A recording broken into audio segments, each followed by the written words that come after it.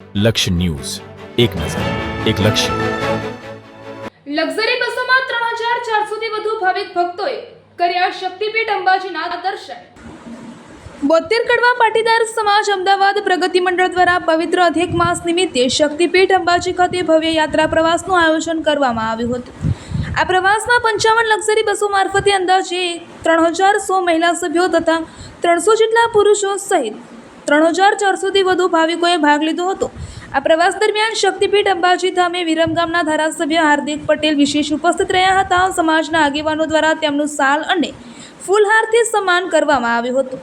આ પ્રસંગે તેમણે પોતાના સંબોધનમાં લોકોને ધાર્મિક માર્ગે આગળ વધવા અને સમાજમાં સંસ્કાર તથા એકતાનું જતન કરવા અપીલ કરી હતી.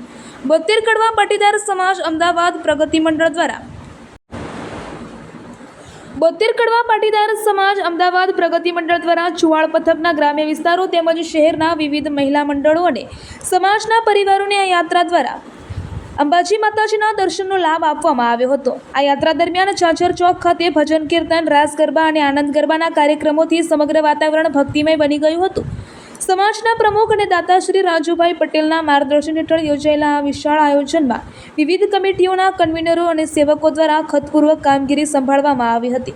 યાત્રાળુઓને કોઈ અગવડતા ન પડે તે માટે ભોજન, પાર્કિંગ, સુરક્ષા, આરોગ્ય સહિતની તમામ જરૂરી સુવિધાઓ અને માર્ગદર્શનની વ્યવસ્થા પણ કરવામાં આવી હતી.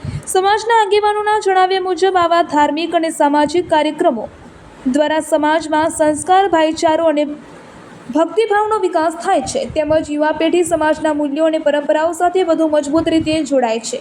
Reporter Bhikhabhai S Patel.